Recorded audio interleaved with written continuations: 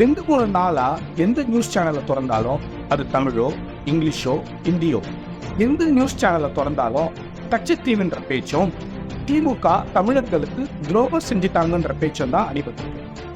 ஏன் இந்த பிரச்சனை இப்ப எழுந்திருக்கு, இதோட உண்மைத்தன்மை என்ன, எல்லாத்தையும் விரிவா வீடியோல சொல்லியிருக்கேன். வாங்க வீடியோக்குள்ள போகலாம்.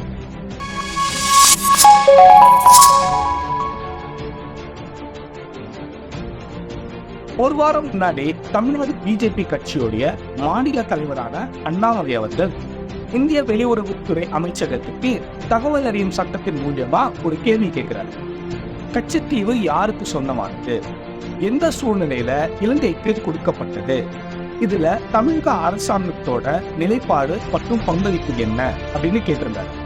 இந்த கேள்வி மூலியமா வந்த பதில் தான் இப்ப பூதாகரமா வெளிச்சிருக்கு. ஏன்னா தமிழ்நாட்டில இருக்கிற 2 பெரும் கட்சிகளான டிஎம்கேவாகட்டும் ஏடிஎம்கே ஆகட்டும் மக்களவை தேர்தல்னு வரும்போது கச்சத்தீவை மீட்போன்றதுதான் அவங்களுடைய முதல் வாக்குறுதியா இருக்கு. சரி, இப்போ உண்மை என்னன்றத பார்ப்போம். வரலாற்று அடிப்படையில பார்க்கும்போது கச்சத்தீவு இந்தியாவுக்கு சொந்தமான ஒண்ணுதான். நான் எப்படி சொல்றேன்னா, இந்தியா ஆங்கிலேயரோட ஆட்சியில இருக்கும்போது ராம்நாத் பகுதியை ஆண்டுட்டு இருந்த சேதுபதி மகாராஜா கீழேதான் இந்த கச்சத்தீவு இருந்திருக்கு. இந்தியா சுதந்திரம் அடைஞ்சதுக்கு அப்புறம் அது இந்தியா கிட்ட தானாவே வந்துருச்சு. 1974ஆம் ஆண்டு இந்தியாவுக்கும் இலங்கைக்கும் இடையே ஒரு ஒப்பந்தம் கையெழுத்தாங்க. இந்த ஒப்பந்தம் என்னன்னா, இந்தியா கச்சத்தீவை இலங்கைக்கு தாரை வார்த்து கொடுப்பதுதான் இந்த ஒப்பந்தம். இந்த ஒப்பந்தத்துல இருந்த முக்கியமான 2 விஷயம் என்னன்னா, இரு நாடுகளோட வழிபாடு உரிமை எந்த விதத்திலையும் பாதிப்படைய கூடாதுன்றதுதான். ஏன்னா கச்சத்தீவுல புகழ்பெற்ற அந்தோனியார் அவர்களுடைய கோயில் இருக்கு.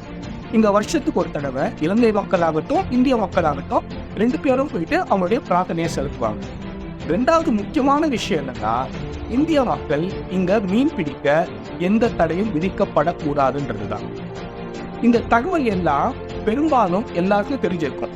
ஆனா எல்லாருக்கும் தெரியாத முக்கியமான ஒரு விஷயம் என்னன்னா, கச்சத்தீவை தாரை வார்க்கத்துக்கு முன்னாடி இந்தியாவோட வெளியுறவுத்துறை அமைச்சர் தமிழ்நாடோட தலைமை செயலகத்துக்கு வந்து கலைஞர்கிட்ட இந்த விஷயத்தை பத்தி முழுசா பேசி அவரோட அனுமதியோட தான் கச்சத்தீவை தாரை வார்க்கப்பட்டிருக்குன்றதுதான்.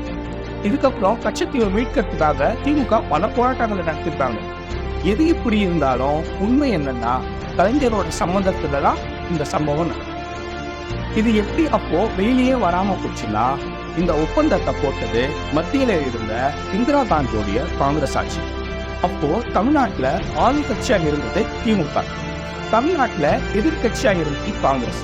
அதனால மத்தியில காங்கிரஸ் அரசு கொண்டு வந்தத தமிழ்நாட்டுல எதிர்கட்சியா இருக்கிற காங்கிரஸ் அரசு எந்த எதிர்ப்பும் தெரிவிக்காம எந்த கேள்வியும் கேட்கல. இதுவரைக்கும் நடந்தது கூட பரவாயில்ல. காங்கிரஸ் தமிழர்களுக்கு செஞ்ச மிகப்பெரிய துரோகம் என்னன்னா, 1976ல எமர்ஜென்சி பீரியட்ல இந்த ஒப்பந்தத்துல காங்கிரஸ் அரசு ஒரு திருத்தம் கொண்டு வந்தாங்க.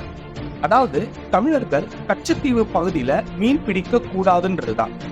இதுல முக்கியமான விஷயம், எல்லாரும் கவனிக்க வேண்டிய விஷயம் என்னன்னா, 1976ல இருந்து 6185 தமிழக மீனவர்கள் கைது செய்யப்பட்டிருக்காங்க.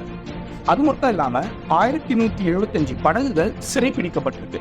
இதனால எத்தனை குடும்பத்தோட வாழ்வாதாரம் பாதிக்கப்பட்டிருக்கோன்றத கொஞ்சம் நினைச்சு பாருங்க. இப்போ கொடுத்த பகுதியை திருப்பி கொடுன்னு சொன்னா எந்த அரசாங்கம் திருப்பி கொடுக்கும்? யாரும் திருப்பி தர மாட்டாங்க.